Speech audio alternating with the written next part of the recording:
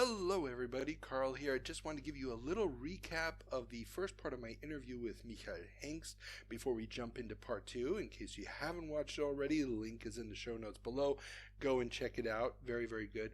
So, when last we left off with Michael, he was dissatisfied with the direction that the publisher of Power Play magazine, the legendary German video games and computer game magazine, was heading in the early 90s, and he was looking for a new venture. And that's pretty much where we're going to be picking up right here. So, with no further ado, enjoy this. The idea that Markten Technik, the publisher, did not want to get with the times, and you were not happy there. Did you try to jump to a different magazine, to a different publisher? No. Again, I was not happy at the time, and I was getting an offer from sort of a big company at that time. So we had two big companies in Germany at the time, two distribution companies. The first one was Funsoft, or with the developer arm of Rainbow Arts, and the second one was Bomico in Frankfurt with, and they had a newly founded development company called Sunflowers. So they made me an offer, I accepted, and then I moved on. That was it. Okay. And what kind of position were you, what were you going to be doing there? Well, they hired me as a director, but so I was basically I was overseeing everything from development to HR to whatever. So Okay. but the owners of the company, they called the shots. So that was it. So so I had to look at some of the games they were working on, and about 18 months later, I decided it was time to move on to do something different. So I was going back to Munich again, and I worked for actually Power Play magazine again for about 6 months, but I just needed the money.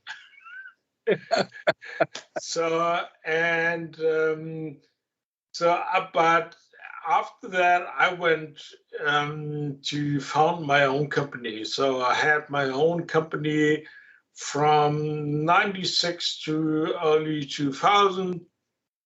That was a great time. I mean, we invented a lot of stuff. We had our own sort of, we had a movie magazine. So our own magazine, we had our own movie magazine at the time. We did mainly hint and strategy guides for IDOS at that time. Okay. The thing is, sort of after 95, hint guides were a big thing. Not anymore, though. So we did everything for IDOS, like I think we did about 35 different hint guides in total. Wow. And the best-selling hint guide was the one for Tomb Raider 2, and so we sold around, I think, close to 600,000 copies. Wow. Just the hint guide alone. And we saw people at the local store buying 1 copy of the game and 5 copies of the hint guide. we had a pretty nifty deal with IDOS, so that was great. So, and then Nintendo came along. Now, 1 second before we leave IDOS, I am curious here. Now, obviously, you're publishing these in German. Yeah. Now, are you just doing a translation of an existing hint guide, or completely new? We did basically everything from scratch. So it was, we did get the game, or an early version of it. We played it, and then we basically wrote how to play it. And most of the time, we had a very, very, very, very tight deadline. So I remember with Tomb Raider 4, we ended up, the developer ended up basically changing one level. So they were skipping one level and added another one. The thing is, you have to understand that the deadline for the print version of the hint guide is usually earlier than the deadline for the game. So most of the time, stuff that's in the hint guide might not be reflecting the final version of the game. That was the big issue. That's easier on console, but on PC it's a nightmare. So, Now, yeah. Now, okay, so on PC, or do you have an idea of how big the market was? Were you selling a lot more to PC players, a lot more to console makers, console players? At that time, it was basically we sold more to console players than to PC players. Depends on the game, actually.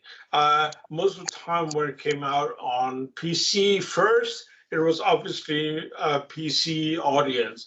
When it came out on PC and consoles, it was more like a PC, more like a console audience, like Tomb Raider 2. I think it came out on all the platforms, and I think PS2 at that time, that was a bigger audience. Okay, so you're making all of these now. How you obviously have a licensing deal with Eidos. Yeah. And obviously, I don't want to ask for specific numbers, but how does that work? I mean, how would that have been different from doing an unlicensed guidebook? Well, the thing is, first of all, we've got paid for doing the hint guide. So basically, everything was covered from writing the stuff, production, layout, everything was basically covered. And we were getting a share of the sales. Interesting. A very tiny share, but at least a share. So that was, at that time, it was a very, very lucrative business doing hint guides. And for Eidos, it was very, very good because they made money from the games and from the guides. Yeah. And the game, basically, the cover was in the store at least twice. So the game on one hand, and they had a magazine or the hint guide on the other hand. So it was sort of marketing tool that actually made money for them. Well, I mean, yeah, it's two SKUs in the store. Yeah. Shop it. And the hint guide is a much bigger box than the little PlayStation DVD box. Yes, and well, the thing is, it's a very good deal on if you do a game that sells well. It's not such a thing on games that are not selling very well. So we did a couple of guys for games that didn't do that well, but overall, it was great business at that time. Not anymore, though. Yeah. Okay, so yeah, I wouldn't have guessed that they were paying for the entire production. Yeah. I would have thought it was more like, we have the license to do it and so forth. Did you have a lot of contact with Eidos or let's say Core Design while you were playing the games and trying to figure everything out? Yes. So we had a contact at Eidos headquarters, and of course we had a contact at the developer. Problem is always at that time the developer is very busy finishing the game, so it's sometimes tricky or it takes some time. And the thing is, if you're in the middle of the night trying to figure out how to do something, it's very hard to get the developer on the line if you have a question. I believe it. And it wasn't a huge team at Core making the games either. Yeah. So you guys are So your publishing company is doing this. How big is your company at this point? How many people are you talking? Well, you had about at peak we had about 25 people. So we did the hint guides, we did the one magazine, the movie magazine, we did the first official developer magazine for game developers in Germany, with the official license from the game developer magazine in the United States. That was basically my idea. It was way too early because developers didn't want to pay for it. And advertisement market for that magazine was not that good at that time. So we did 2 issues of the magazine, and then that was it. It was way too expensive to make. I mean, it was something I can, well, basically tap myself on the back and, okay, I did that. That was the first magazine in Germany solely for developer, and it was so good that the American guys actually borrowed some of the features we had in our magazine. So, and the thing is, at that time, the original Game Developer magazine had about 50 pages or 60 pages. We had about 100. Oh, wow. And a different layout. And it was, honestly, it was a great magazine. It was fantastic, but way too early, way too early. And the numbers were not that good. So, but we had a licensing fee to pay. So I paid the licensing fee, but we killed the magazine after 2 issues because it was not feasible. On top of that, we did a magazine for Computech at the time, so they asked us to do a magazine. So we had the ink guides, we had our movie magazine, we had the developer magazine, we had the contractual work from Computech, and we had Nintendo. And that was great. I mean, Nintendo at the time, they did their own hint guides because it made a lot of money for them. And they had a couple of companies coming to them asking for sort of a pitch. And I think the first one we did was Legend of Zelda Majora's Mask. That was, I mean, honestly, that was the first hint guide not done by Nintendo. It was done by us, an external company. And I was sitting in Frankfurt under supervision with a guard basically right beside me, playing the game for about 10 days in a row. And I know we had a sort of a discussion because I told them, listen, guys, it's not 9 to 5. I have to stay a little bit longer to play the game, right? So they had to talk to a guard, and they had, I think they had to make a different 2-shift system, so they changed the guard for another thing. So, but I was sitting there under supervision, under the watchful eyes of a guard playing Zelda. That was great. First of all, I like playing Zelda, so I'm a big fan, and having that opportunity of playing a basic German pre-production version based on the Japanese version was great. And because it was on console, the Japanese version was first.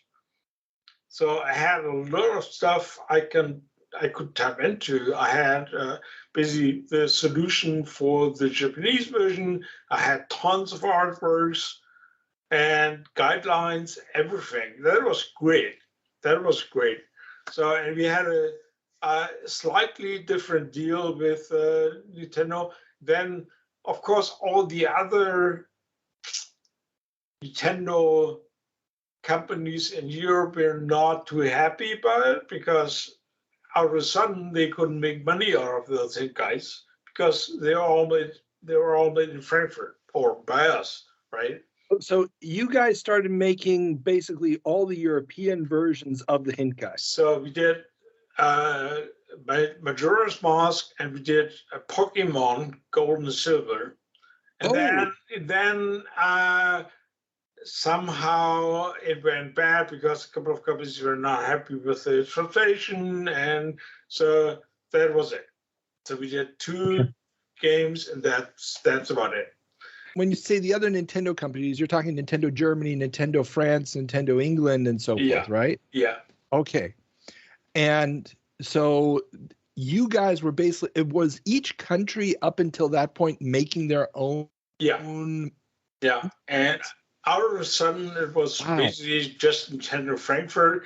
And I assume that was more like a political thing. There was an issue with the different offices. I had no idea because we double-checked our localization and we double-checked with some language experts.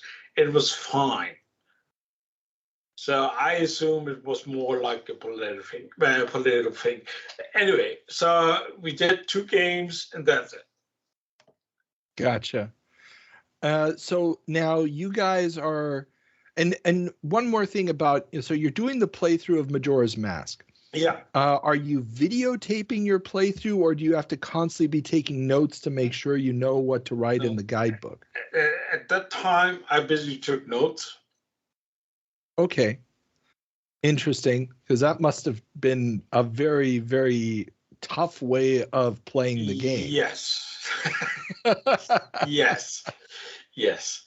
So these days, I would probably just take a video and then take the notes from there, from the video. But at that time, I just took notes. That was it. Gotcha. And just out of curiosity, how would screenshots work then for the hint guide under those circumstances? Well, at the time, I was playing on a development console, so I was able to make screenshots from that version. That was easy. Okay. So you lose the Nintendo license, and you still have the magazines at this point. Eidos is still going somewhat strong. They're already sort of going. You're probably on what, Tomb Raider 3 or 4 at that point? Yeah. So what does your company do at that point? So I mean, we did a lot of other stuff. We did a lot of marketing for, at that time, Havas. So basically the former company that ended up being Activision Blizzard, or at that time they had the Blizzard license. So we did marketing. We did a marketing folder for Diablo 2. We did a magazine, a one-shot magazine for Paramount. So I went over to Paramount, I did some interviews, checked out some stuff, came back, and we did a magazine. That was it. And we did a lot of stuff. I mean, honestly, a lot of stuff. But at one point, it went wrong. It's my mistake. I was a managing director, so I made some bad decisions. Company went down in early 2000. Okay. And now early 2000 is already, I mean, Germany's was a little bit slower on the uptake, but by 2000, the idea of internet connections and stuff, how, or better said, for the international listeners, what was the condition of the German game publishing business, especially these peripheral products like magazines and hint books? It was already going down. I mean, hint guides, especially if you, I mean, it was easier to just hook up the internet. Okay, I have a question about a particular puzzle or an issue with the game, and the answer was right there. So these days, it's more like, okay, I'm invested in the brand. I like the game, so I buy the hint guide just for having that in my on display. Gotcha. But to solve the game, it's easier to go to the internet. And same for magazines. I mean, these days, physical media is basically I don't know. I don't have a Blu-ray player except for the one in the PlayStation, but I don't watch Blu-rays anymore. I sold all my DVDs. I don't have those anymore. So everything is busy online these days.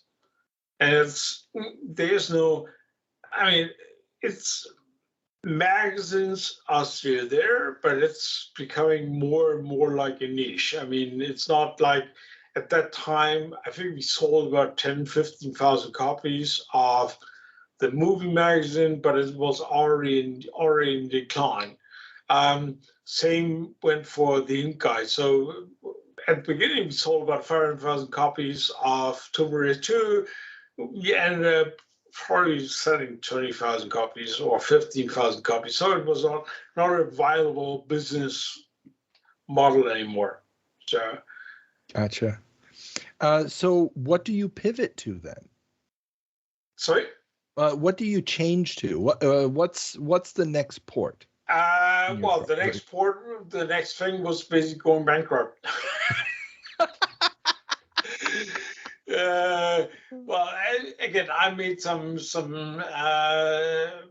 thing is, the problem basically at the beginning was we had too much money. So the business was good. We had a lot of money. So I was not very good at looking at different costs. And it was a family business. So the company, we had 4 shareholders, and 3 of them were basically family. That's me. That was my wife at the time, my brother-in-law. And it was, if your wife comes along and tells you, okay, we need a new artist for whatever, it's easier to say yes because money's is in your bank account. If you don't have that kind of money anymore, and it's rather difficult to say no. Well, end of the story, I did basically all the choices that a real business guy does. So we fired a lot of people, sorry for that, and we downsized a bit. So we ended up being as profitable as before with less costs. But at that point, it was basically too late. So then we had 2 or 3 customers not paying on time. So that was it. Gotcha. And yeah. So the business shuts down. When does it shut down? 2001, 2002, somewhere in that area, or 2000? Yeah, right. 2000. 2000 was a very, very bad year. A very bad year. So that basically. So at that time, so my wife left, and the company went down. Shortly after that, my wife left. She moved out of the house. We just bought a house about a year earlier. And so I was sitting there, basically, okay, wife left. She took the kid. She demanded a lot of money. Company went down. No income, because as mentioned there, you're not entitled to get compensation if you're out of the job. So I was sitting there. So the only thing I was getting was busy welfare check, and that was at that time was, I mean, 250 euros. That was not enough to pay your mortgage, right? So I was sitting there. Okay, I had the option of getting sort of okay, go out and buy a rope, but I didn't have the money to buy a rope at that time. So or do something else. So I had what to do if you're broke? You go to the United States. I mean, sure. So I had a lot of miles on my credit card. So I went to A3 in Los Angeles at that time. And so I took the flight, my last miles on the credit card. I went to Los Angeles with basically 2 options: getting a job or getting enough work to hire to get me afloat, to keep me afloat. So I was coming back with the job in Austria. That's it. Okay, so how does one simply show up in Los Angeles and decide I'm going to find a job in the video game industry? What was that like? Did you have a list of people, contacts you could get in touch with? Or? I was already in the industry, so I worked as a power play editor, as a director for Wamico or Sunflowers at the time, and with all the contacts I had from the game developer magazine, the Hint guys, so I knew exactly who to talk to. So I went to the show, and I talked to a couple of people, and one came back to me and told me, "Okay, I'd give you a job." That's not too shabby. And who was that?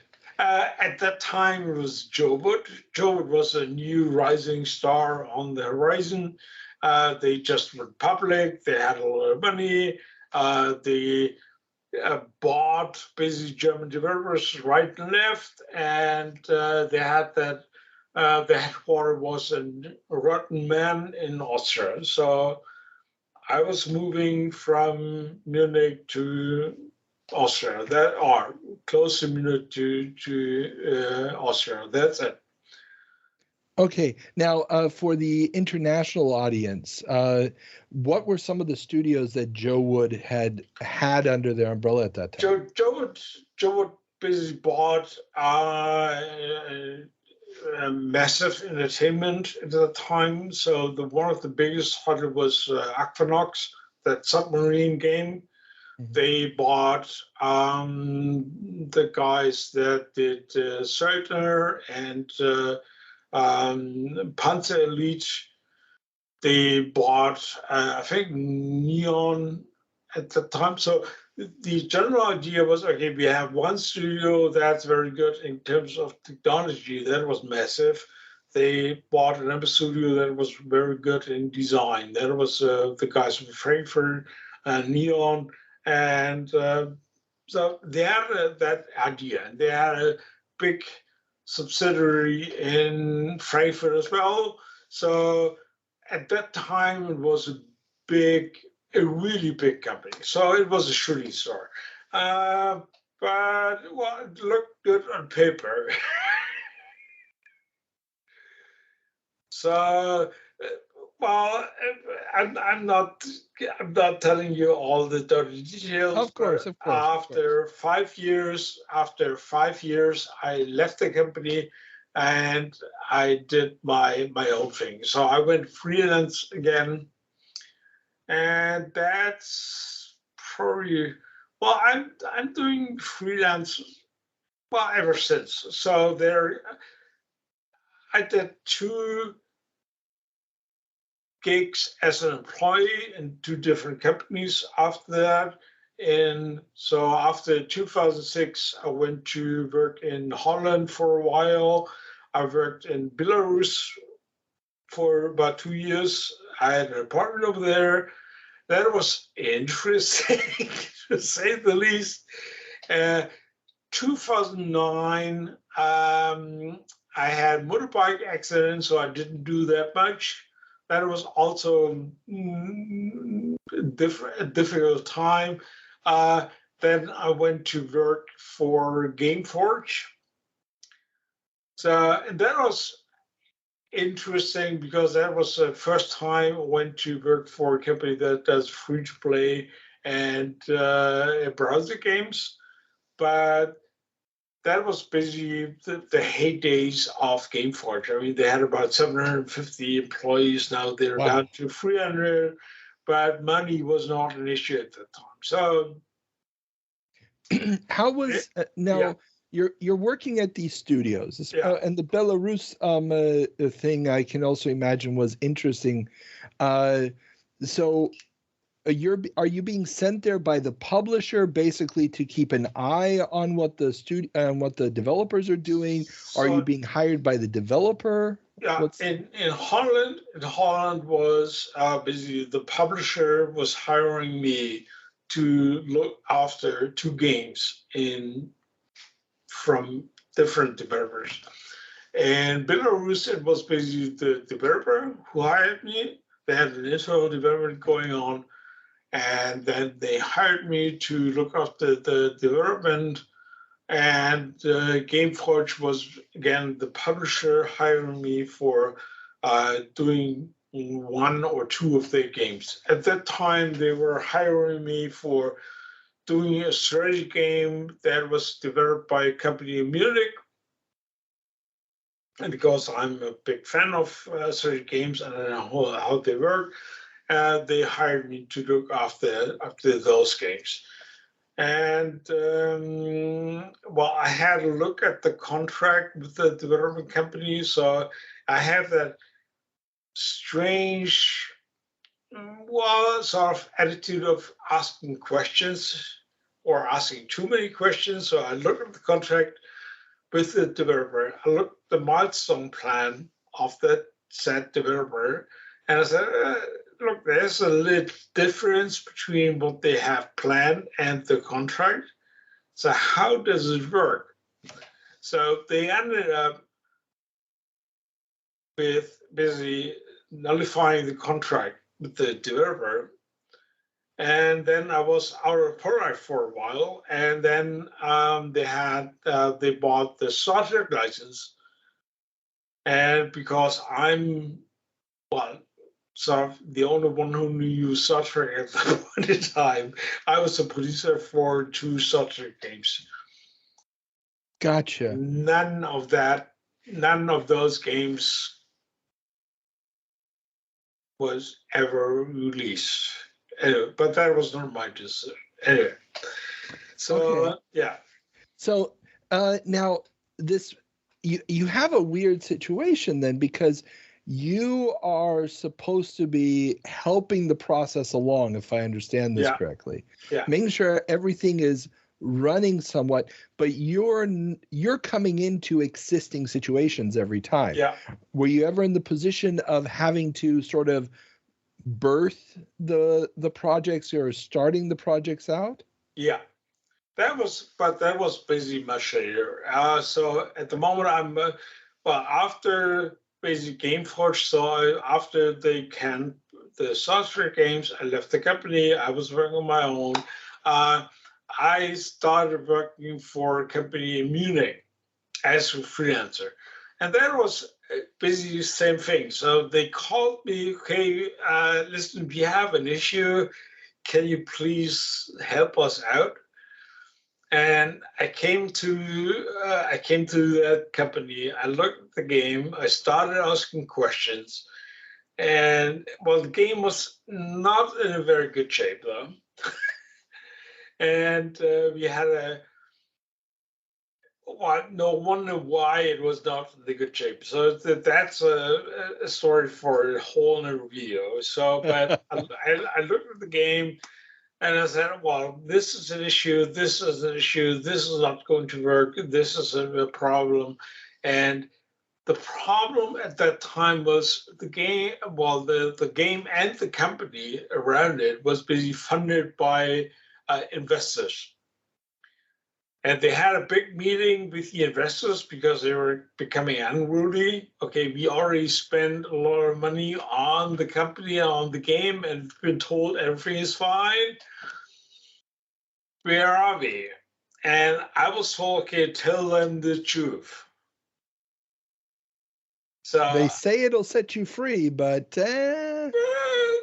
okay, so I told them the truth. I told them right away, okay, that game is not going anywhere. You can release it with a lot of duct tape and 4x4s, and it's never ever going to make the money back that you invested. That's option number one. Option number two is, okay, forget about everything you did so far, do it right. It will cost you another 1 point whatever million you spend, and then that's it. So option number 3 is, okay, forget about the game and we do something else. They opted for option number 4. They were closing down the company.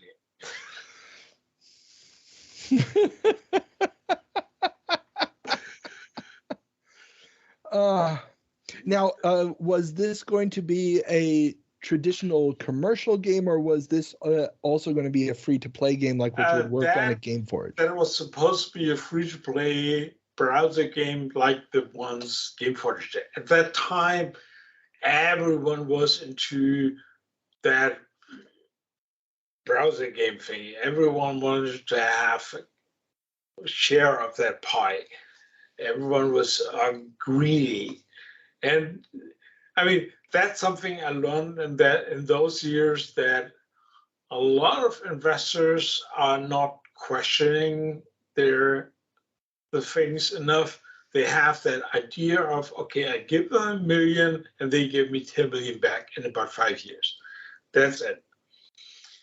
But I made the discovery during that time that it's not working very well. If you're not asking, I mean, I was approached by companies, really,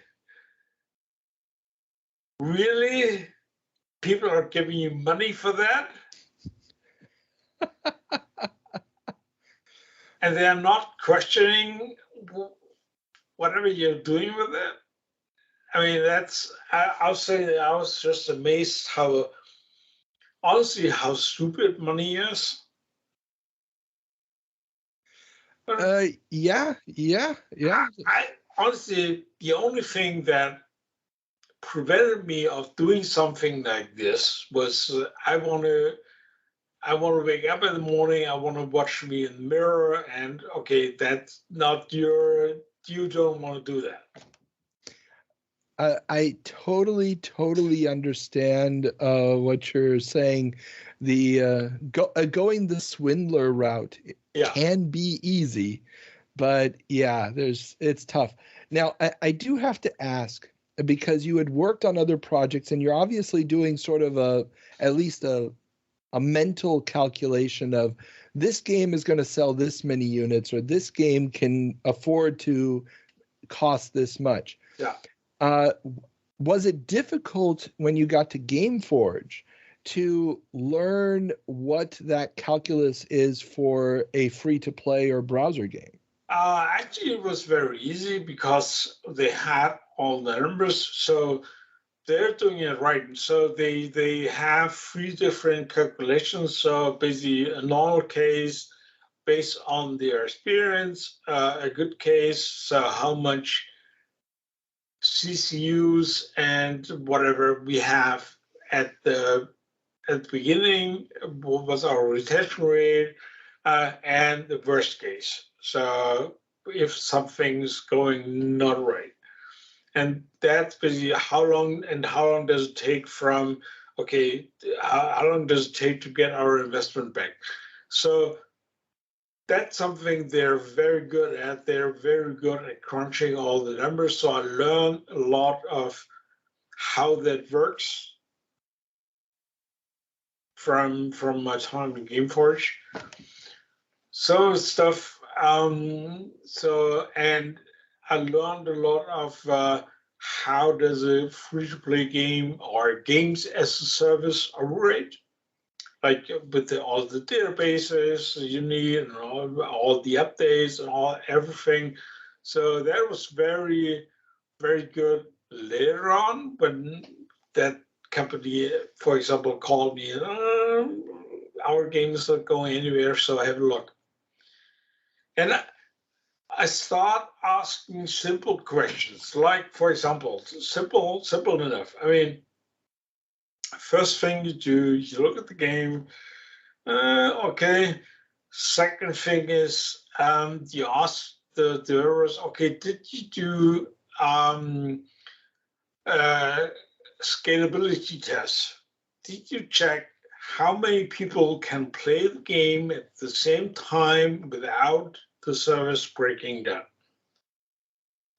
Most of the developers will tell you, okay, we did that. That's our number. In that case, the developer, we don't know. Oh, wow. And what do you mean you don't know? Why do you? So you don't know if your game is going to be released and you have 500 people playing the game and the server is going down. You don't know that. That's a bad thing. That's really bad. And then you start asking more questions. So it's really okay. You found one thing that's not working, and then you're starting to dig a little deeper. So again, not go into detail. So I asked more questions about databases and all that stuff. I'm not a coder. I'm not a database specialist. So, but I know people. So I've got only that far, and I was sitting there. What the fuck? I'm sorry. No, it's okay. Pardon my French. So I was saying, why? Why is that happening? So I reached my level of knowledge, but I wanted to know more. So I went to the manager there and told them, look, there's an issue. There's a huge issue. And I know only this. I know only that it's going to be an issue to that level, but I want to know more. So for this level and this level, I have a guy who knows much more about databases and all that stuff. So I want to invite him. And I want to make diligence, and I want to get his feedback on that level. And well, we did that, and my colleague came back to me and told me, okay, this is a nightmare. Okay, and he gave me all the information and confirmed basically everything I had in my mind that's going wrong or that is about to go wrong. And he basically confirmed my suspicion. That was it. And then we had that big meeting with the investors and everything. Oh, man. Yeah. Now, I do have to ask, because when you're dealing with games as a service or these free-to-play games, there's also a constant, there has to be a constant flow of new content, of new elements being introduced into the games. Now, from a management standpoint, because you had been on projects where, you finish the game, you might have a data pack or something like with Panzer Elite, but the game is done. The crew can say, okay, this is it. What was it like to, or how are the teams organized differently for this long haul development? Yeah, you usually have sort of a different team you have a developer who's doing the core development, and then you have a live team that is providing all the updates and all that stuff. And at that time, it was I have no idea where it came from, but it was a misconception that, okay, we need, let's say, 50 developers, and we need only 5 people doing the live team. No, it's busy. Honestly, it's the other way around. So normally you need more or a lot more people doing the live team than you need to develop a core game. And that was also interesting for me to get. I was seeing a lot of pitches during free-to-play games, and we do the core game, and then we have sort of the live thing as an aftermath. So we think about it when we cross the bridge. No, that's not going to work. Now, also, especially with your background with magazines and so forth, I can imagine the normal progression is, okay, the game is coming out on date X. Yeah. So we need to get the press ready. We need to go and talk to magazines or news websites.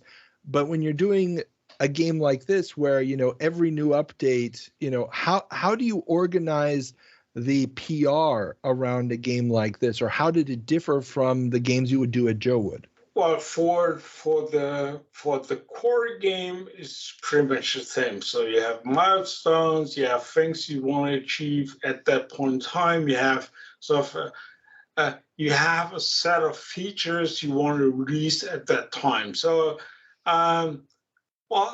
going back from what you want to do at that time, it's fairly easy. It's normal stuff. So where to have we have your alpha, and we have when you have a beta, and then you have an open beta. The problem starts with live content, and the problem starts with that some people just don't get it. I mean, they at that time they still thought in that box. Okay, we have to deliver all the features at that time. No. I mean, the thing is, if you look at that time, Zynga, for example, or the first Facebook games, they were all declared as a beta version because all the features were coming later. They had a core game, and then they added the features later, depending on how the player was playing the game. So Gotcha. that's sort of different. So you have to think but you have some sort of features you have to agree to have on release date. So that's your set of features, and then you're back. Problem is that at that time it was a different mindset, and sometimes it doesn't matter if you have to free-to-play game or pay-to-play game. People underestimate the time they need for submissions, for productions, especially if you work on consoles, it's sort of a totally different beast. You have all those regulations, and you have a submission time, and most of the time I could tell from the plan I saw to their development timeline that it was off by usually 100%. Oh wow, that's extreme. Reason is very simple. And it's still today I see those plans. I mean, most of the time, if let's say you have 10 developers or 50, that doesn't matter. So as soon as I see that someone is calculating their workforce for 8 hours a day, I know that's going to be off by at least 40, 50%, maybe more. Because no coder, no artist, no one is able to work 8 hours straight without a break. And it's more like 4 to 5 hours. Yeah. So, but if you take 4 to 5 hours, you basically double the costs and double the timeline right there. And then yeah, you can't treat the people as if they're going to be able to work mental work the same way that you work in a factory screwing on bolts. But it's easy. It's not the same thing. It's something that's in the plan usually, and you think, okay, you hired people for it, and they work for 8 hours. They're present for 8 hours, but that doesn't mean they can work for 8 hours. No, of course not. Of course not. Especially if they're trying to solve problems. I mean, if you just have to stop and figure out what the hell is going on, that's not, it's not adding another line of code. So if your plan is based on that, it's wrong. And it's honestly, in most of the cases, it's really, really wrong. And people tend to sort of not looking in the right direction. Sometimes, for example, I was hired by a company in Portugal, and they had never had a problem, but they wanted to have someone who busy looking at the team. So I looked at the team, and I knew they had an issue with one guy at the team. And I told them, okay, don't tell me who it is. So I made an interview. So I did set up my laptop. I had an interview with each and every one. And I told them, okay, this is a guy who has a problem with the company. Yes, that was very obvious. So what to do with that guy? And I said, that's a bad apple. So if you keep him, he's going to infect all the other guys. So fire him. Do it today. But okay, there are laws in Portugal you have to take off. But send him home now. But I told them, okay, you have an issue with that guy and that guy over here. And those are crucial to your game. What do you mean we have a problem? I said, that guy, his wife just gave birth to his first baby. And he's busy working here, and his wife is in a different country. So he's going to get back to his wife soon. And that guy over here, who's your lead coder, he has a commute of 80 miles every day. As soon as he finds something closer to home, he's going to leave the company. And then you're screwed because that's your lead guy. So that's something people are busy not aware of. So what happened, I left that company 6 months later, they called me, okay, you're right. I mean, that guy left to see his wife because, first of all, he was not happy. Well, he was happy at work, but he was not happy being away from his wife and his firstborn. And the other one left the company as well because he found something closer to home. So, I mean, when you're approaching these types of problems, when you're talking to companies that are already in the middle of the swamp, let's say. Yeah. I mean, it must be difficult to just come up and say, "I'm sorry, you guys are screwed." No, it's not difficult. I mean, I'm a freelancer, so I don't work for the company. I'm not responsible for that shit. I'm just even if I would work for the company, I will ask those questions anyway. So I'm addressing issues and problems when I see them. That's true. Most of the companies, or some of the companies, they don't like that, or they don't see it themselves. And there's that one guy who's always telling me, yeah, he's not good. Ooh. So that doesn't make me popular, but as a freelancer, it's fine. I'm paid for doing exactly that. Bitching, coming there, bitching around, up, going away. Very nice. So, sorry, we got off track.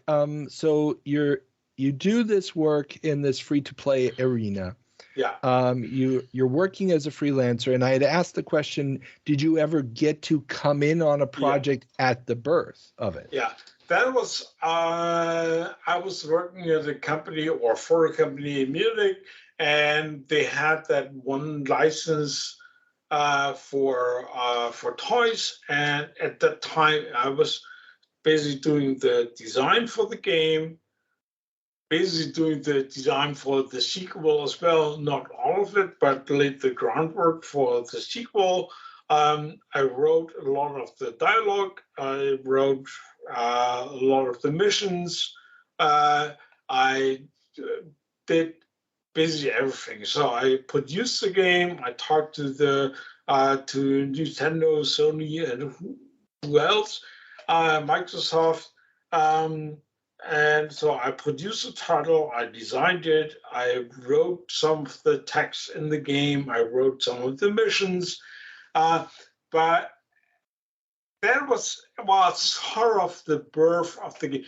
The thing is, the game was already underway to a certain point, and it was not going anywhere. So yeah, but I told the people, okay, this is not going anywhere. You have a deadline, so you have to take measures now. So what we did was very simple. So we fired the former designer, and then we started from scratch. Oh. So, and I told them we have the biggest thing we have is basically the deadline. And of course, I would like to add this feature and this one. I would like to do this and that, but we didn't have the time. So I was saying, okay, I was making the design basically based on the time frame. That was the only restriction. That was basically, okay, we have the time, that's it. That's the deadline. So for that, we did a very good job. So okay. The game came out. It was a great success. Worked out fine. Is this the big Bobby car, the big race? No, that was no.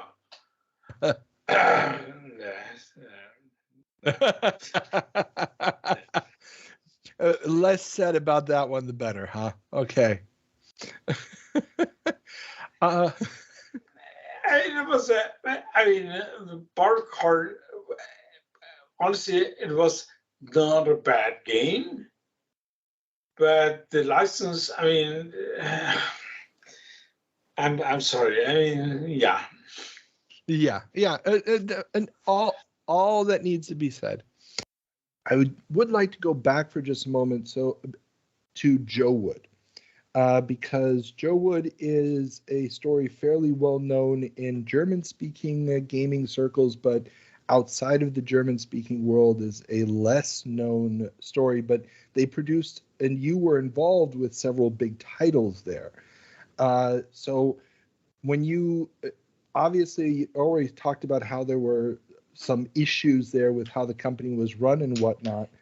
But when you got in there, you worked on some very big RPG titles like Gothic 2 and Spellforce and so forth. Yes. Okay. In moderation. So I honestly, Gothic 2, that was basically Pioneer Bytes. They did all the work. I don't know, at that time, I probably helped a little bit with marketing and some small stuff, but my name was attached to the credits because I was working at Jowood at the time. So, but in fact, I did very little for that title. That's it. Okay. So now, and this is, I guess, inside baseball, because it's one thing to go and look at somebody's credits on Moby Games and then to actually understand what the process is. So what was the publisher-developer relationship like for Jowood in these early 2000s? Most of the time they left the developers alone. That was basically part of that bigger problem. So I was mainly working for the marketing and the publishing side, so doing advertisement, checking with the graphic department and all that stuff. On the developer side, most of the time, again, they just let us run its course. So, and it's not always a good thing to, okay, we own the developer and we leave him as it is, and to their own devices. So that's not always a good thing. But that's just me. That's I'm not a control freak, but if I own a company, at least I'm sort of checking on the milestones, on skip milestones, on their progress, and they tried sort of to do it later on, but I mean, there were so many issues with internal processes, so it was probably not that high on the list.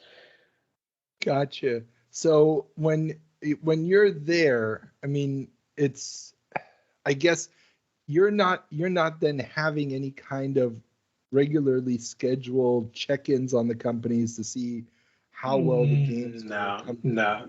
I mean, for example, one of the first questions I ask, and I usually ask a lot of questions, is, okay, do we know at one point how much does Title A cost us? Because that's sort of really important, because we need to know how many we have to sell to recoup the costs, right? Yeah. And no. No. And again, I have only insights to a small portion of the company, but what I saw was not that good. I mean, they did a lot of capital increases over time. I think they did 11 in almost 8 years. Wow. And I mean, that tells you something, all right? I mean, if a public owned, basically a public company does 11 capital increases over a short period of time, that tells you a lot. That's basically their core business. Yeah. They're selling stock instead of actually selling games. I had so many discussions about stuff that usually is covered by common sense, but common sense doesn't, and that's not Jowood specific. I mean, common sense usually don't, that when it comes down to games, sometimes common sense doesn't work. Yeah. Anyway, so just a simple question. At one point in time,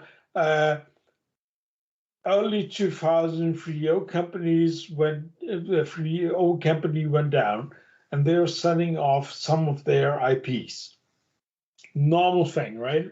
So Jowood also applied to get one of those IPs, which is sort of, in general, it's a good idea to have an IP, but the thing is, how it works is simple. The 3O, they're shutting down. They are sending off. It's basically like it is in Germany or any other countries. They were sending off all the inventory. They were firing all the people, and about 6 months to a year later, that auction took place where you could sell or you could buy the IP, right? So that's fine. That's normal procedure. But out of whatever reason, someone at Jowood thought, okay, we can buy the IP, and basically, because it was almost finished at that time, we can take that IP and sell it basically with little effort. I told them, look, I mean, you might have an issue getting the masters or the build because the machines all have been sold. You might have an issue finding the people that worked on that game to help you because they're all gone. So you have that IP and nothing, well, we could do another game with it, but that's not going to happen within 3 months, right? So, but long story short, they bought an IP, and that was not even the best IP. That was sort of a cheap one. But We're not talking Heroes of Might and Magic or Army Men or anything. No. Okay. So they bought the IP, and it was not even a good one. They did send a tech director to the United States to check what's there, to salvage whatever comes with the IP. He's coming back, and I was sitting in that meeting. No build, Fishkopp's price, because they sold all the machines. No people to talk to, big surprise again. So we basically have the IP and nothing comes with it, or just little, or it takes a while to trace it down. So exactly what I said happened. So well, why did we buy that IP? And that's not even the big one. Yeah, we had a news bit about a very short news bit on, I think, Gamasutra at that time. That was it. So, and well, the story is not over yet. The thing is, the idea was then, okay, we take the IP and make a new game out of it. Fine. But out of whatever reason, the people in charge thought that if the size of a device means that is equal to the development time. So a small device requires a small amount of development time. So at that point, at that time, the smallest device possible was the Game Boy. So that will take 6 months, right? No. I mean, certification alone takes up to 3 months and production and whatever. And and then the idea came up, okay, we take the IP and we put a movie license onto that, because that's going to be the next big thing, right? Wait. Oh, okay, yeah, sorry. So, and I was, again, I'm the stupid guy asking questions again, right? Okay. Do we know anything about the movie? When is the movie coming out? Do we know sort of the budget of the movie? Do we know the marketing that comes with it? Is it any good? Yes or no? Simple stuff like that. And one of the biggest problems I saw was, first of all, the release date, because it was a very short time between the decision and the release date. And that's one of the reasons why, for example, Electronic Arts at the time was getting a lot of movie licenses, because they could guarantee that the game is going to be ready on that day. Because if you miss that day, you basically lose your opportunity of getting co-marketing, whatever. So, and if the movie is not good,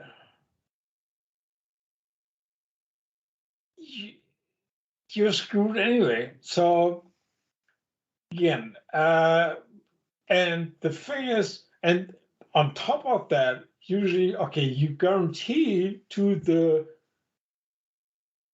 holder of that movie license that, okay, you bring the game out on that day, right? Sometimes they have sort of a damage clause in the contract. When you're not hitting the date, you have to pay them money. So, out of whatever reason, we had that contract. We agreed to deliver a game on that day the movie's coming out. And of course, it was one of those contracts with the damage clause where we had to pay them money. And guess what?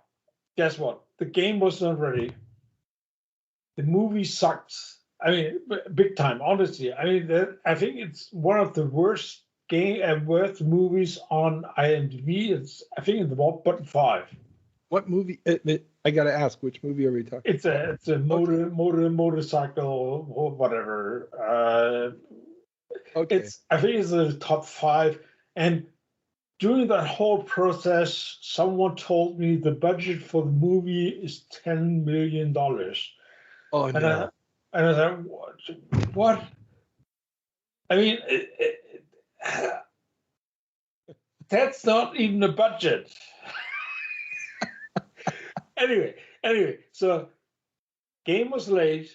We had to pay damages, or I don't know if they fixed it, whatever. And the game sucked. The movie sucked big time. Oh my goodness. Everything fell. Second thing is they bought another license, movie or TV license.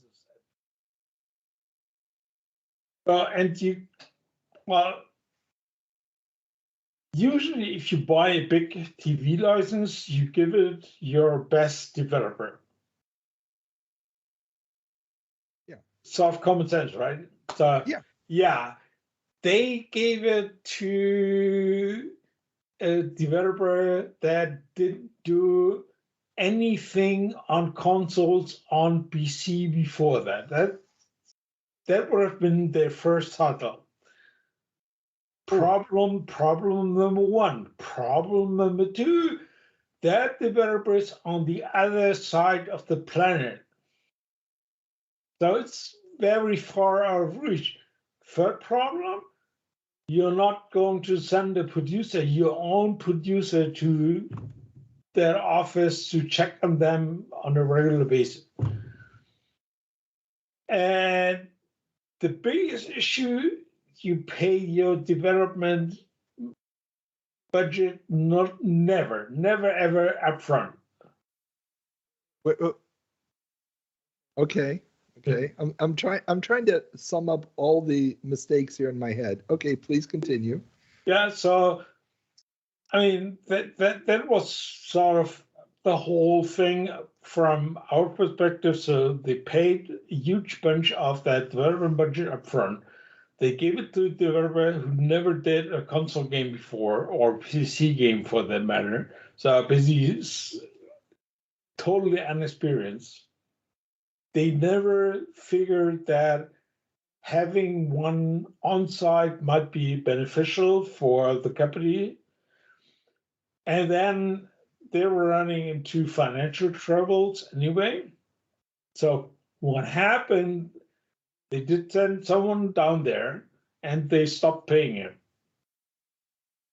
Okay. That's what I know. So they just stopped paying, and did they expect then that was going to make the progress on the game go faster, or? I have no idea. I honestly, they're not paying their own guy. Oh Jesus! So that's what I know. I mean, I have my own issues with Jowood. I mean, I was supposed to, at that time, I left the company. I was going freelancer and I was producing a title for them.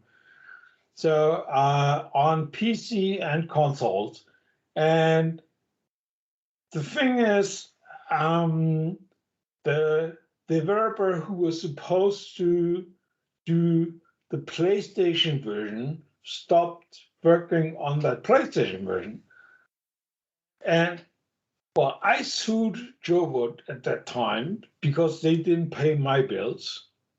They countersued me because it was my responsibility that the PlayStation 2 guys are not developing the game that they're supposed to develop. That was settled almost in court, but the thing is, I could prove to the court that Jowood never paid the PlayStation developer in the first place. So that was the reason why they stopped working on the title. And I could prove without any reasonable doubt that in my report, and I wrote a report every single week, pay the PlayStation developer. He's not going to work on the game anymore. Oh man. So and I know that there are a lot of people that have sort of similar experiences with Lake Jowood. So, yeah, that I'm not going to say it sounds like the Intellivision Amico story, but it's this is definitely an interesting. It's. I mean, it started. It started with the right intentions. I mean, at that point in time, the company was interesting. They had the right ideas. Execution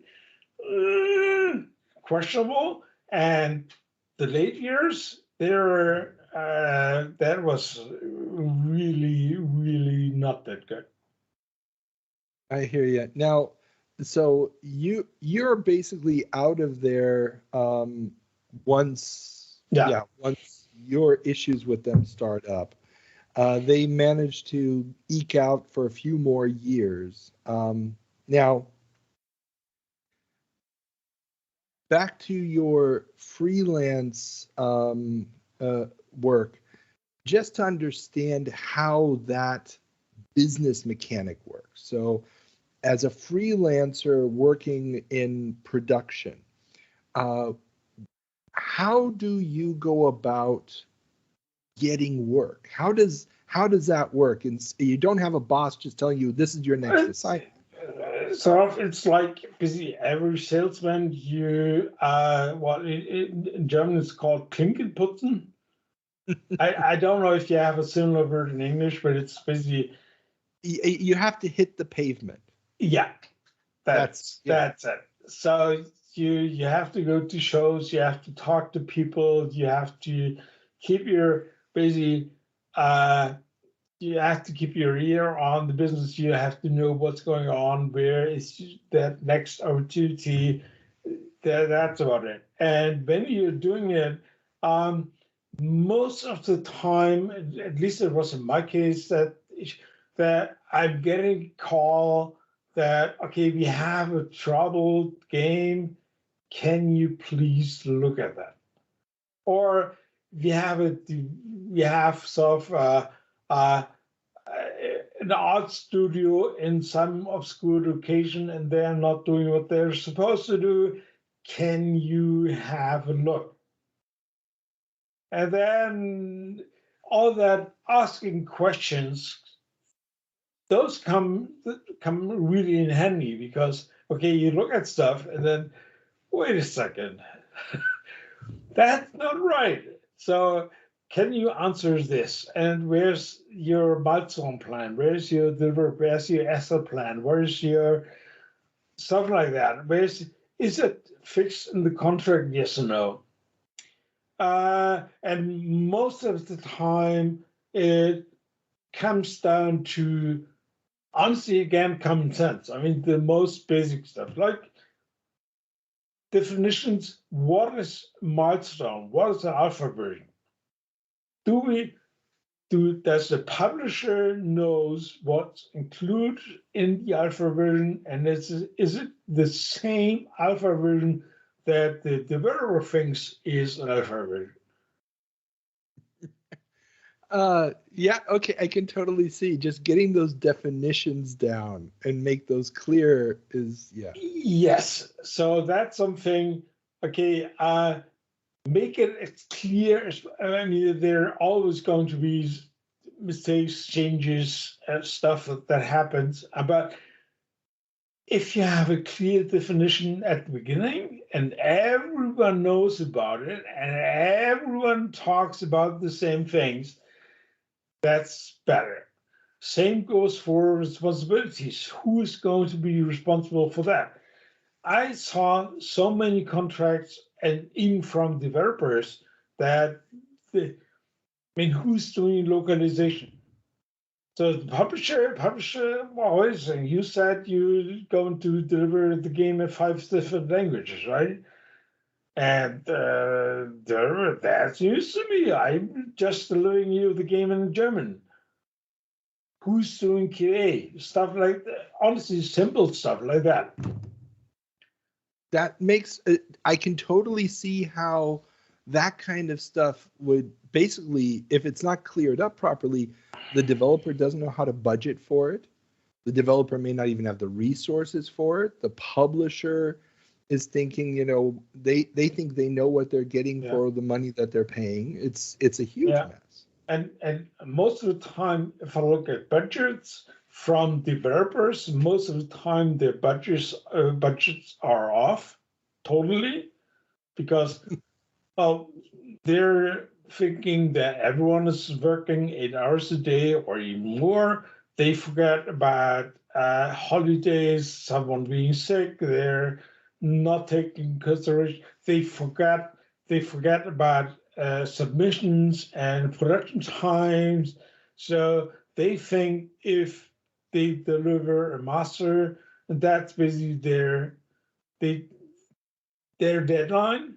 No, they forgot about beta version. They forget about all kinds of stuff, and that's the reason why it happens so often that, or you see that in that the development budget triples over time. Sometimes there's a reason for that. It might be change of technology in between, which is always a bad thing, but but sometimes it's just simple that, okay, they never planned it right at the beginning. The developer was running out of money in the middle of the development cycle, and then they were asking for more money. And the publisher, you already paid, let's say, $1 million or €1 million, so we are not going to lose that money. So we'll spend another $1 million to fix it. Gotcha. Now, obviously, there's an end to that process with traditional games. Yeah. Once a game is done, maybe a patch or two still needs to be pushed out through the web, but the game is done. If we're looking at more modern titles with DLCs or games as a service and so forth, how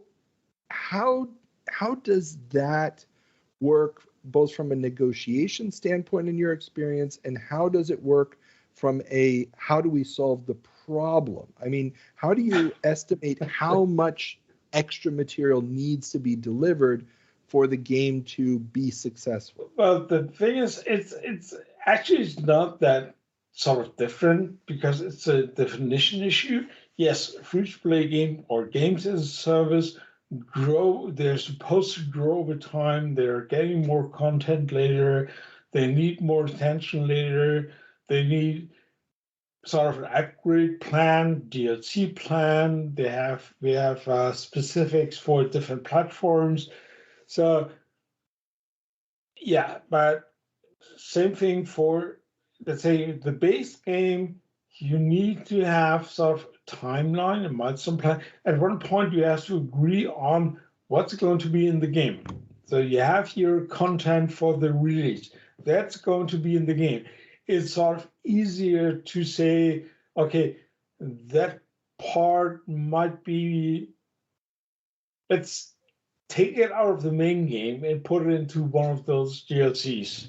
It might be easier, but you have to have at least sort of the basic game, the basic gameplay ready at that one point that you're going to release. And of course, you should have a plan at least for a year for your upgrades. And that's where many people or many companies, and especially very early, when that happened very early on, when some developers didn't know about free-to-play and how to work on software service. So they never had that upgrade plan, or it was way too stretched. I mean, more content every 6 months. That's not going to happen these days. I mean, you need basically you need new updates every week at least. It's kind of even small stuff, but you have to have a plan. And at that time, it was most of the time they had that.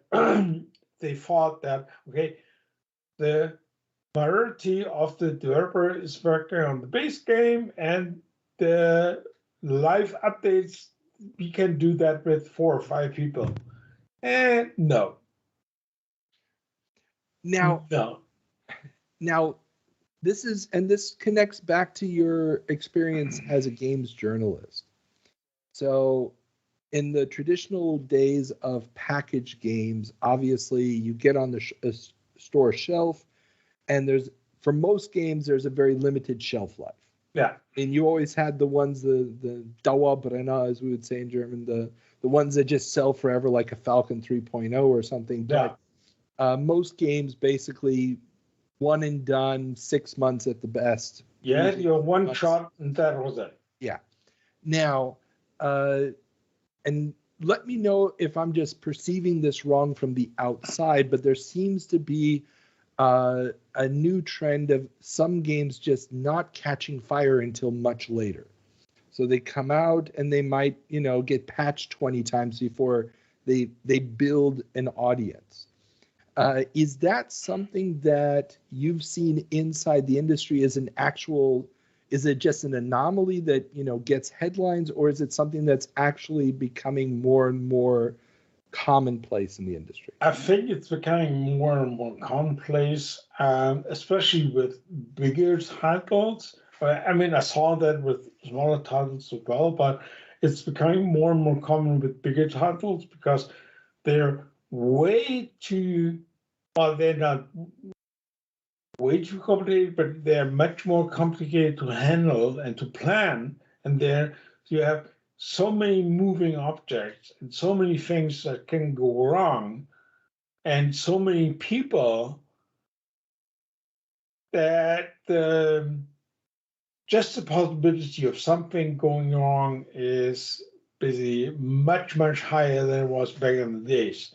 I mean, when I started, basically one guy could make a game in his garage in 3 months. And a good game, though. And today, you need, I mean, even if you look at an indie success at the moment, if you power it, I mean, they start with 10 people. Now they have 50. They have a relatively small budget. So still, you can make it happen. But that was, I think, 5 years in development, and it did cost $7 million. It made $300 million right now, or even more. But that's of the exception of the rule. It's becoming much more complicated to make a game these days. Gotcha. And there's so many moving parts. And I mean, when I started doing sort of producing, you had small teams with 10, 15, maybe 20 people. Now we have 200 people. That's sort of physical, sort of impossible to keep track of. Yeah. So you need more producers, you need more communication, you need even more planning, and you need more definitions and responsibilities. Do you see us hitting, I mean, for example, in economics, they always talk about things like peak oil. You're going to hit a point where you can't produce any more oil or more than that amount. No. Are we going to be hitting peak players? So you're going to tap out at the number of actual players that can play is going to hit a plateau, and then it's going to be more and more games piling on top of the same number of consumers. Not any time soon. I mean, all predictions for the next 5 to 10 years is basically, okay, the games industry is going to be growing. It's always growing, and I don't see that happening for the next 5 or 10 years. So we're going to keep coming into gaming. Yeah, but it's got the problem is, in fact, I'm going to see an increase in titles. So there are going to be more games coming out. Basically, yeah, the share overall is getting bigger, but the share for the big games and the big names that's going to be bigger, and that actually needs to go bigger because those are the next PS5 or PS6 titles for the next generation, or they're going to be much more expensive. And well, it's not entirely right. I'm not sure if they're going to be more expensive, but they're going to have those big, really high production value titles that everyone is talking about. The smaller studios are probably going to be hit hardest because there's no middle ground anymore. It's I mean, back in the days it was you could make a living out of a game when it sold 10,000 copies. That was just fine. These days, not so much anymore. And 10,000 copies is a lot. And people are, if I see young developers and I talk to people at Gamescom or GC, they have a brilliant idea and we make the game, and their take on that is basically like it was back in the day. So they keep telling me, okay, we have 2 billion players and 800 million with the PC. So if we have only 1% of those 8 million PC players, we are fine. But that's not how it works anymore. Yeah. I mean, we talked about that, I think last time or the time before that. I mean, last year alone, we had almost 14,000 games coming out on Steam. It's insane. So the window we have for you one shot is not 3 months anymore. It's more like 3 minutes. Well, and this sort of wraps around, like I said, I'm trying to get back to your history as a game journalist. How does the current games journalism, be it through websites, the handful of magazines that are still around, online forums, and social media and all this stuff, what role does that play in giving these games a chance to even be seen in this mass? And what is the role of the publisher versus the role of the developer in taking advantage or using those tools to make people aware of the games that are coming out? Honestly, I think the writers today have very little to basically zero impact on how the game is going to do it, because most of the time it's either word of mouth or it's YouTube, TikTok. If the game is good and if there are enough videos out there about the game, and if there are enough other players telling you about the game, that's sort of it. There are methods. I mean, that's where the publisher is coming in, that you still have a marketing department, but it's vastly different from the one we had 25, 30 years ago. So they're supposed to do all that stuff. So they're putting ads on the website. They're going into a PR shoot, talking to the guys on doing a website. So, but again, most of the time, and that's also an issue today, if you're a writer and if you write about games, so you have, I know, 500 games coming to your place every day. What are you going to cover? And most of the time, it's the big titles. It's a sheer number of games that basically there might be a hidden gem under those 500 games that never gets a chance because it's simply too much. True. And people are tending to, and even writers, they tend to pick something. Well, first of all, usually a big title because it's pushing revenue on their game, on their website, more hits, maybe advertisement. So it's generating more income for them than sort of a bit about the new small game coming out of India with two people that's supposed to be very good. So, what in our day we never had, we never had that issue because we had to deal with a lot less content, and we covered a lot, not all of it, but we never had that pressure of, okay, we're going to sell 50,000 copies less of the magazine if we cover that new title. No, we never had that issue. Gotcha. Today is different. If I have to choose between the next FIFA or that indie title from India, I would say that most people will go for FIFA.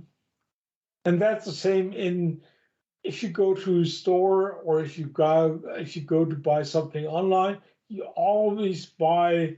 We as a consumer, we always buy the big titles. We always buy something we already know. Okay, I had fun with the first. I got Tomb Raider, so I'm going to buy another Tomb Raider. I had fun with FIFA 22, so I even buy 25, even if it's sort of small changes. Yeah. And once in a while, we have those exceptions, Harvard or Minecraft. And that's sort of a beacon for all those indies. Yeah, we can do it. We have some small stuff like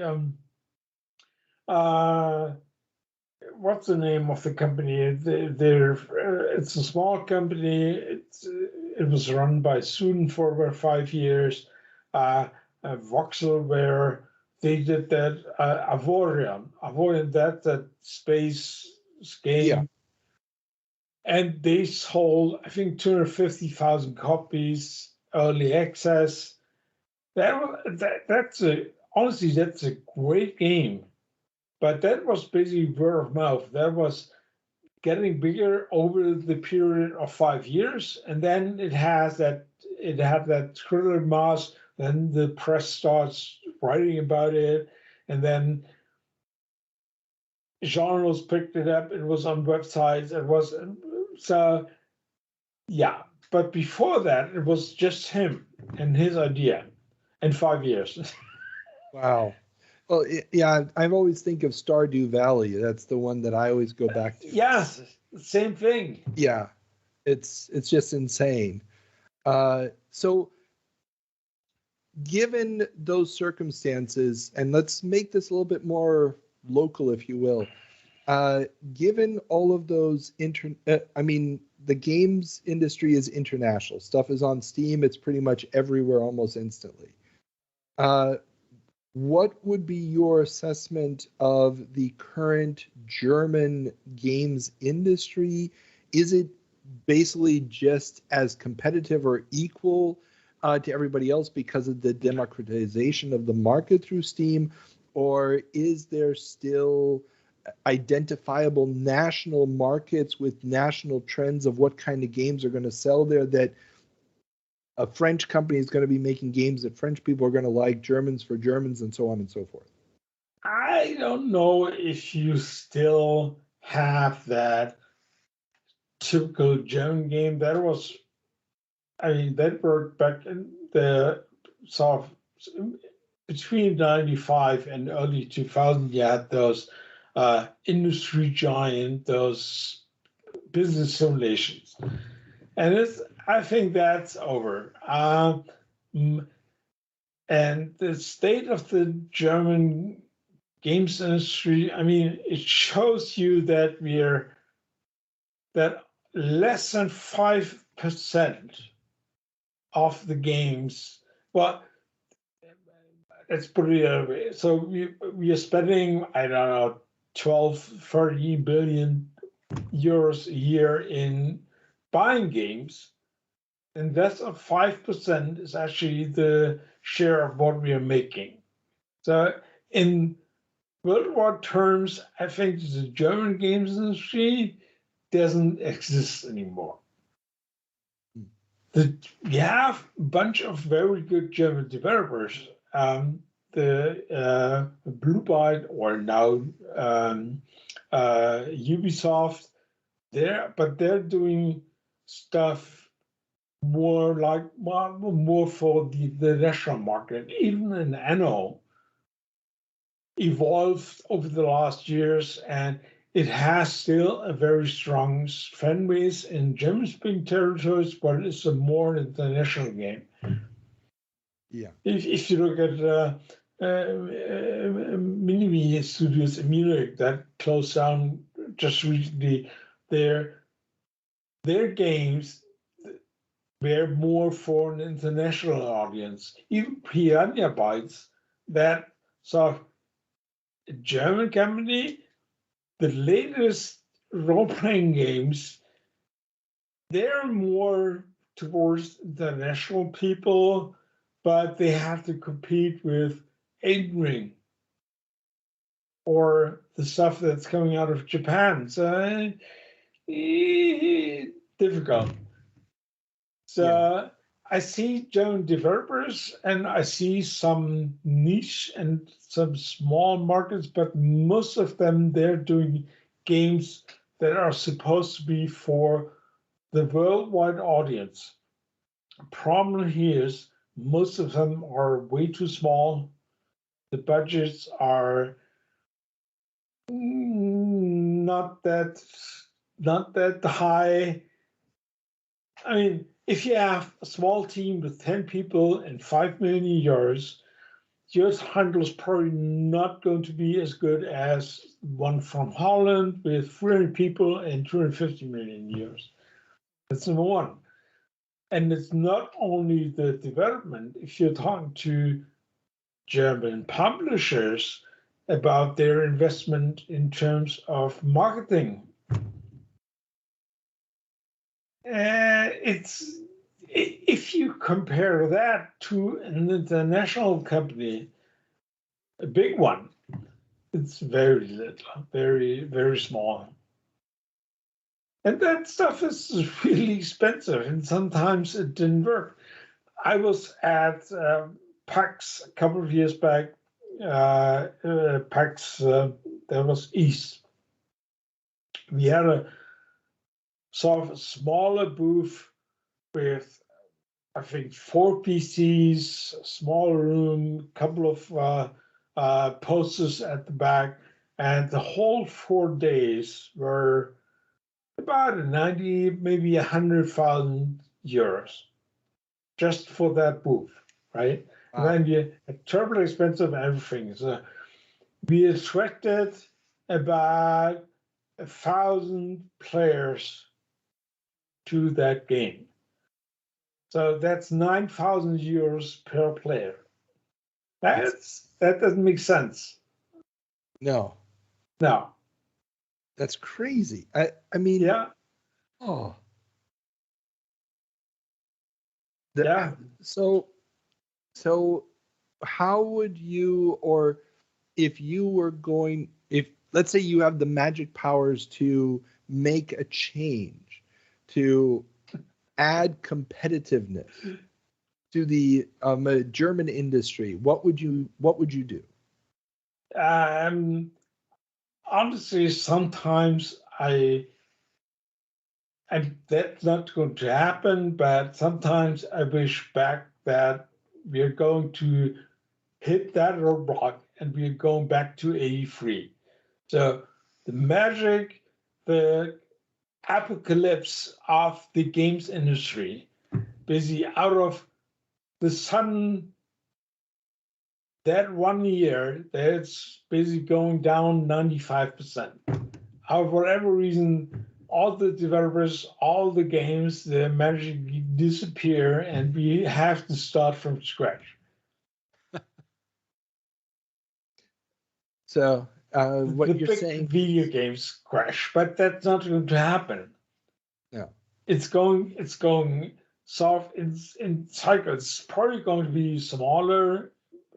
So instead of 14,000 games coming out last year, we might end up with 12,000 next year. I have no idea, but we might end up with 20,000.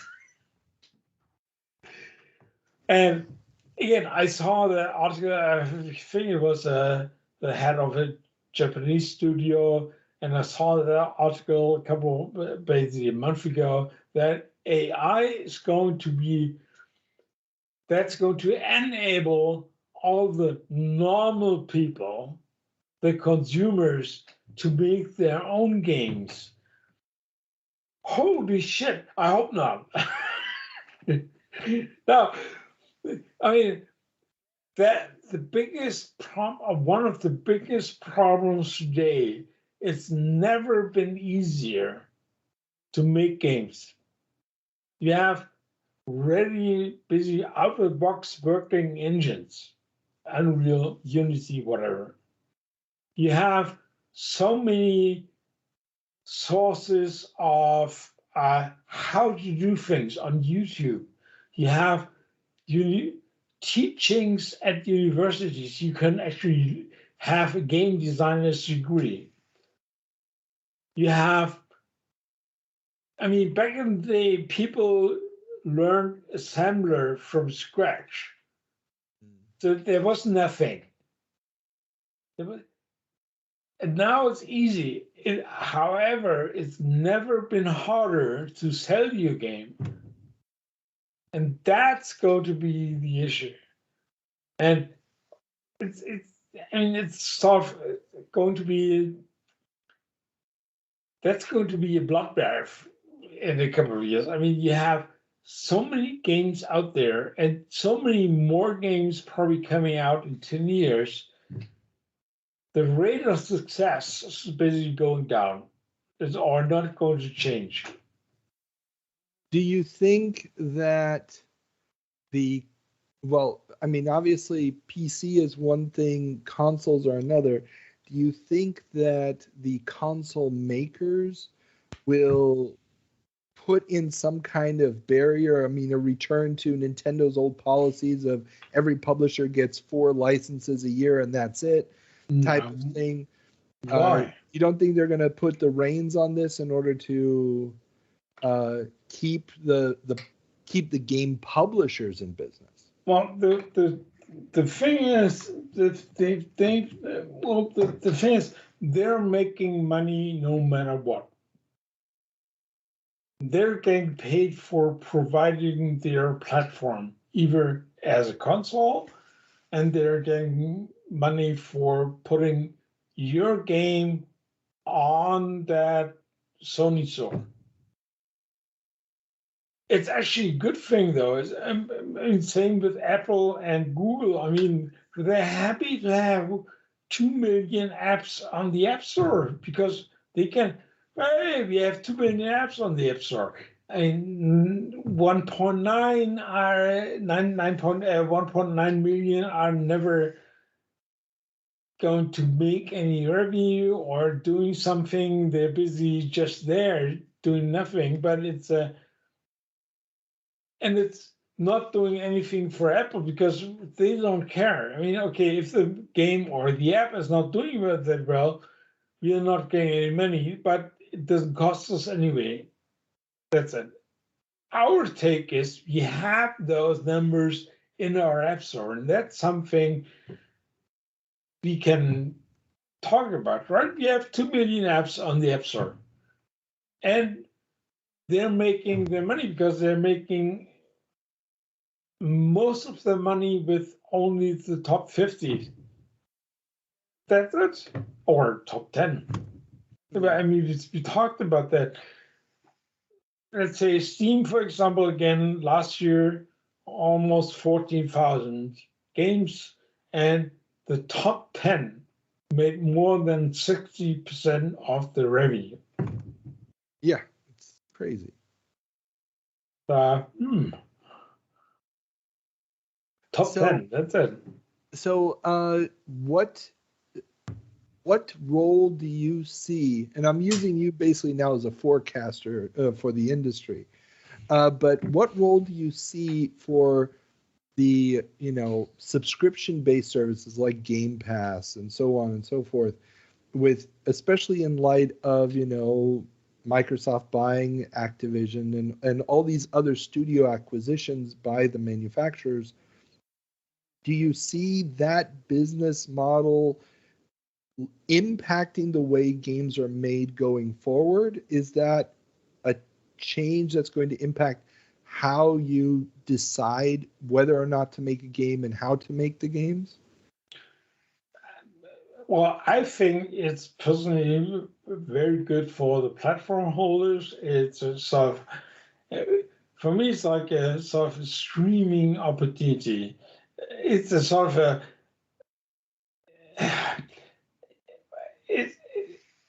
I think it's good for Microsoft and Sony to have those passes, and it's probably very good for a consumer because as I buy those pass, I can play tons of games, which I probably never going to finish most of the time. But for the developers, that's going to be different because it's basically less money on their plate. Gotcha. It's the same stuff. It's a streaming issue. It's you have a big pie and you don't make the pie bigger. You make the audience for the pie bigger, which is good because it's more people have access to the pie, but you have to divide it in smaller pieces, right? So I don't know. I mean, it's stuff that do you want to dig for gold or do you want to sell your shovel to people that are digging for gold? So I'm more like I'm going to sell my shovels. It's much safer. It's much more guaranteed revenue. Gotcha. Do you think that model where the pass basically is your marketing budget, do you think that might solve sort of the impasse of not having an authority outlet for news about games and reviews about games, where it just, well, if Microsoft bought it and put it on the pass, it can't be total crap? Is that how does being on the pass differ from a games journalist reviewing it, differing from user reviews on Steam? I think it's again an issue of how early are you going to adopt that new system? And that's something that's sort of at the beginning of that pass structure, it was good games, big names, but as soon as going bigger, I think it doesn't make so much sort of a difference for you as a developer, even if your game is crap. So if you're on the pass, you're one of, at the beginning, you're one of 100. And later, next year, you're one game off 1,000 or Gotcha. Same thing, same problem. Gotcha. Okay. Now that's very insightful. While you are a game producer these days, you've been pulled back in, sort of Michael Corleone style, pulled back into writing about games, primarily for RetroGamer magazine. Tell me a little bit about how that came about and what that activity is like. I mean, that was pretty easy. I mean, the editor-in-chief and the owner of the magazine, Jörg Langer, he was a former editor at PC Gamer and then editor-in-chief of GameStar. He called me and he asked, okay, are you interested in writing about old stuff, old games? I said, sure. So since then, I'm writing basically small stuff for the magazine. The magazine's coming out every 2 months, so I'm writing 2 or 3 articles for that magazine, basically about old games and how I see them today. And on top of that, I'm also writing for Jörg's website, Gamers Global. So I have a monthly column there and some small bits and pieces, and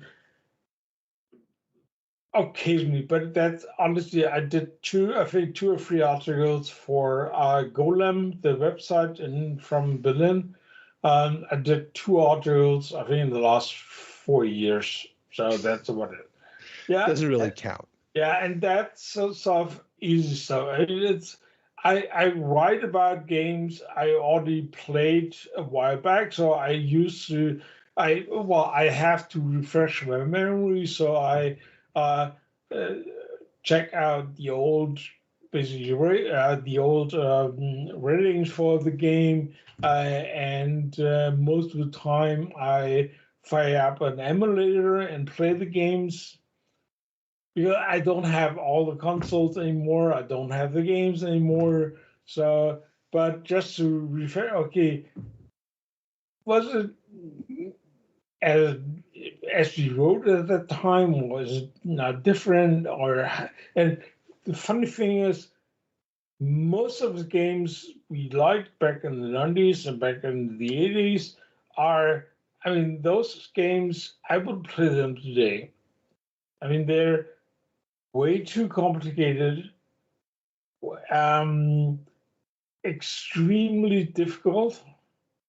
If you compare games from back then to games now, they're extremely difficult, and they have a lot of they're lacking a lot of comfort features you have these days. Out of reasons, because at that point in time it was not possible to put everything in because of the technology issues. I mean, you only had 64K of RAM in this Commodore 64, so you don't have AutoMap, you don't have a big notebook that keeps track of your quests. And I mean, back in the day, you had games like Wasteland and that role-playing game, and the story was basically the manual. You have a huge manual, and sometimes in the game it told you, okay, look for more information on page number 95. First of all, it was not meant as a copyright protection. It was pretty good though, but they couldn't fit in the story in the game because the game itself was already on, I think, 2 or 3 discs. So, yeah. So when you're looking back at these games, and I mean, you're not writing it as a Kaufempfehlung, as we would say in German, as a recommendation. Go out and buy this game because most of these games are not available, or if they are available, they're available for a couple of bucks maybe on GOG. So the question is, what do you see as your role as the writer nowadays? It's basically more informative. So look at the title. So is it something special that sort of was the first game in that sort of in the universe? Did it do some first things that were only available in that title? I'm checking something else. Is it a famous designer, or is it? Was it very interesting in terms of technology because he did something with the game that it's not supposed to do on that platform? I mean, we had that Commodore 64. Everyone was telling everybody, okay, you can do only this. But a year later, someone had figured out to do that on the C64. So something like that. And it's it's more fun. It's more relaxing because I can cover more of the stuff that's behind the game or that's in the game. Not so much, okay, go out and buy the game. So That's cool. It's yeah, a little bit more relaxed, you might yeah, say. yeah. That's cool. And looking at all of the stuff that you've written so far for the magazine, what was probably the biggest surprise? What was the game that surprised you the most when you went back to it? Hmm.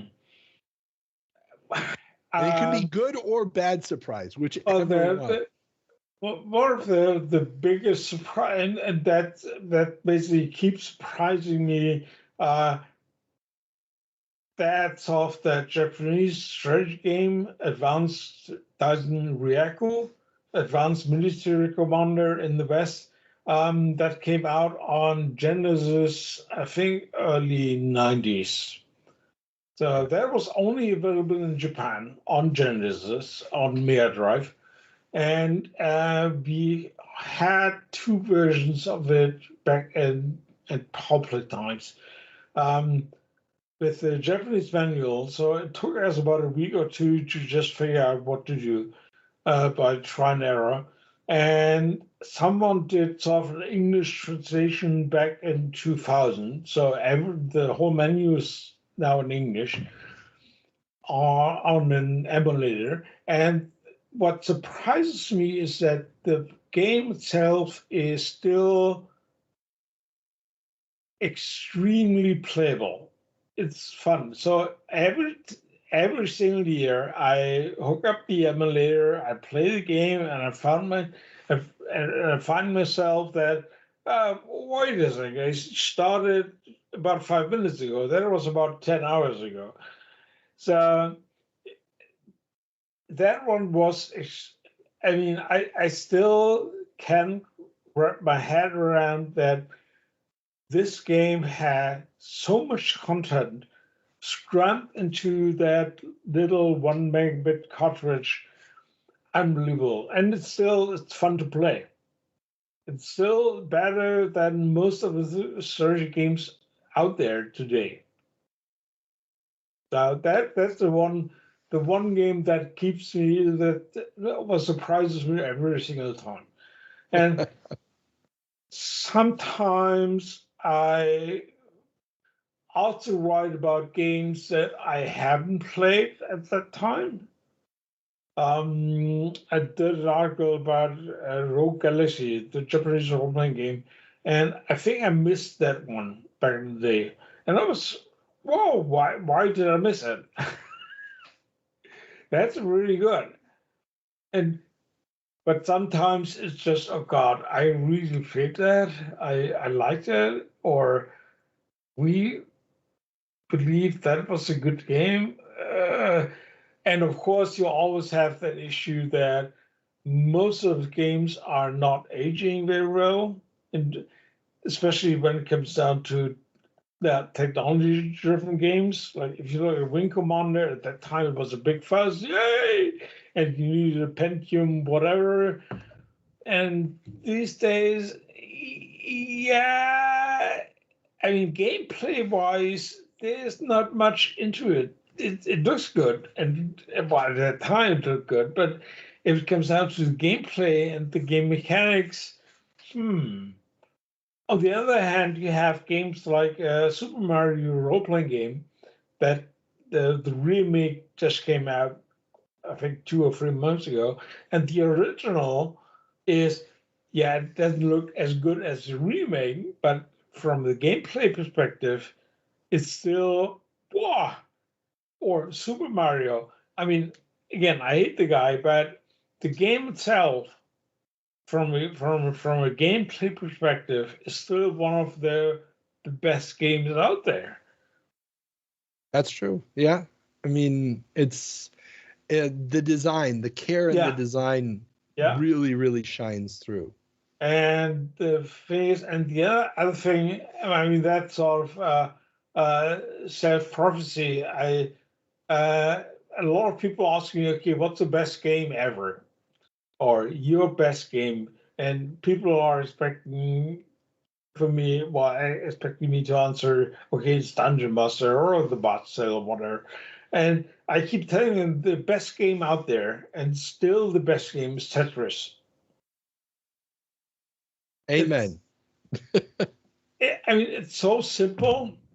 It's not relying on the graphics, and it's going to be popular in 20 years' time. It's a timeless masterpiece. You can play on a black and white Game Boy, and then you can play the same game in 20 years and have fun with it. Yeah. That's it. So Tetris, that's my number one. After that, it's debatable, but Tetris is number one. It's not debatable. I mean, I know. The only time I ever wrote a letter to a magazine, and the only time it got published, was the American Next Generation magazine, which was the U.S. version of Edge.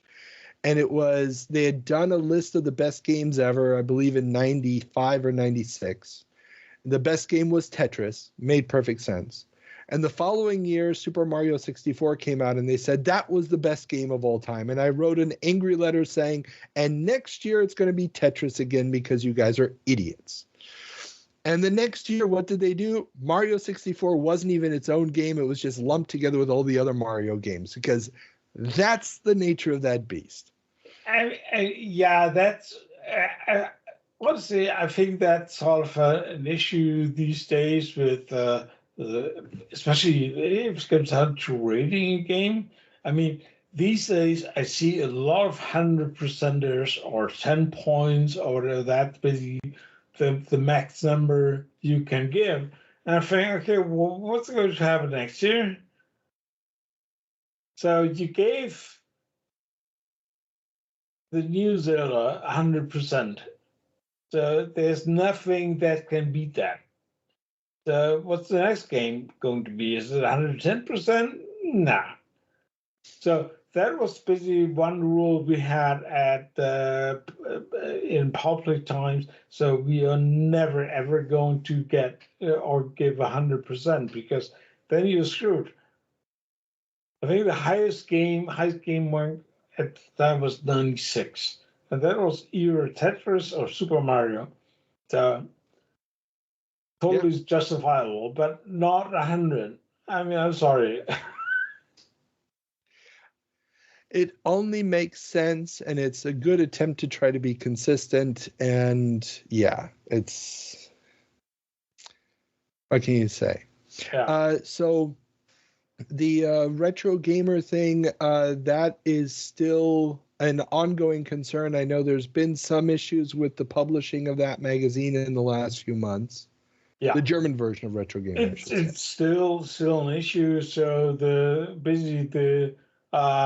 publisher decided to move out of the business or doing something else. So they were about to can RetroGamer. So they didn't want to publish it anymore, and Jörg took over. He basically bought the rights, is getting sort of English content and basically doing it in German, and he's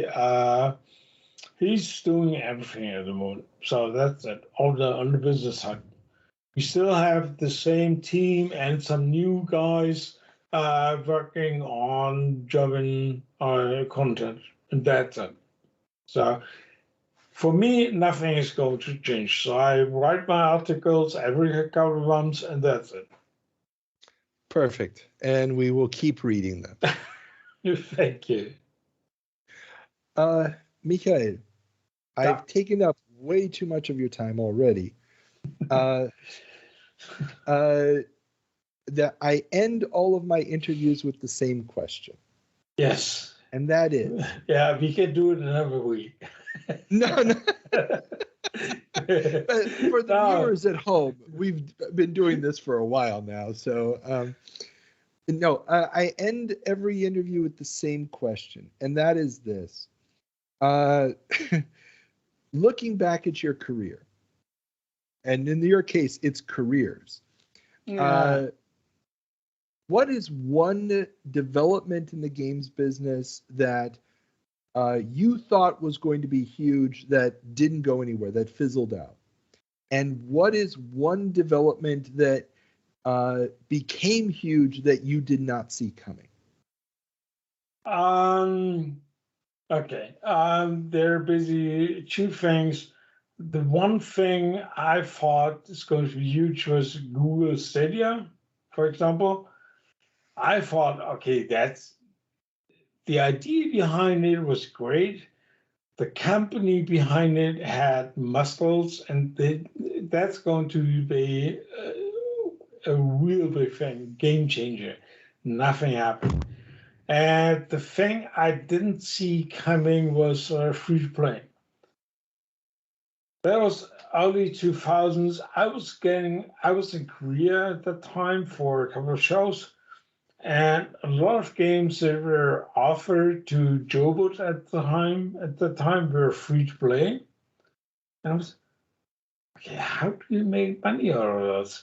I was skeptical, and the guys back at the office here in Austria, they thought the same thing. So I was not going anywhere with that. So that was something I didn't see coming. And there's one more thing. Something I knew that's going to be a big hit, but was blocked by Jowood again. I was working as a producer on that tank game. That was a tank action game. And we had a multiplayer part. So 1 against 8 or 16 other players. And we figured at that time it was extremely fun to play. So I was going back to Jowood. I told them, look, we have that cool multiplayer part. Let's switch from single player to multiplayer. We can have single player fine, but let's focus on the multiplayer part. They declined. And a couple of years later, World of Tanks came along. Yeah.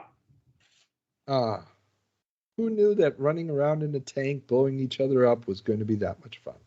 Yeah. Well, you did. Yeah, I did. Or the developer, we did at that time, we knew that, okay, driving around with the tank, blowing other guys driving around with the tank is extremely fun. So, but yeah.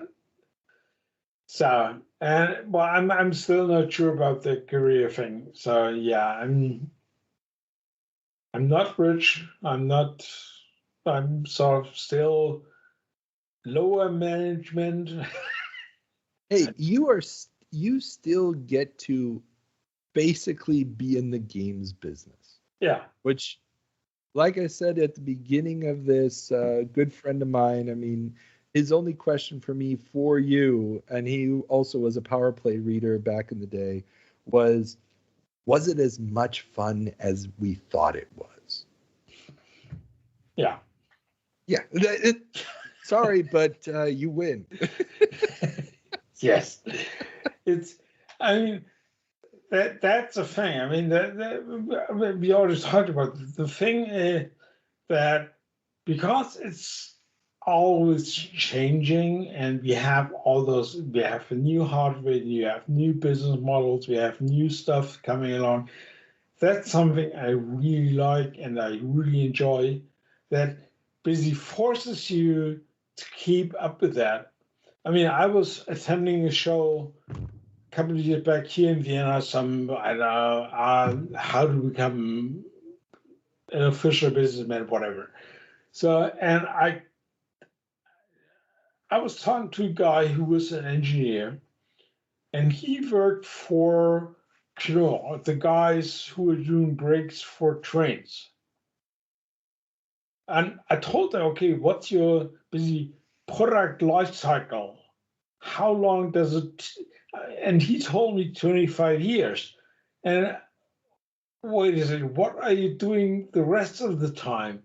I mean, you're doing one product, and that's good to go for 25 years. You maybe have an iteration once or twice every 10 years. That's about it. And then you work on the next break. But what? That's going to be.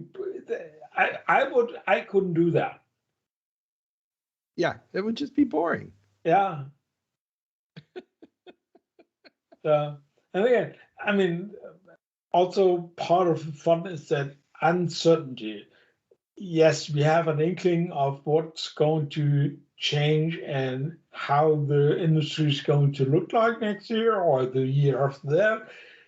But maybe out of the blue, something happens and everything's going to change.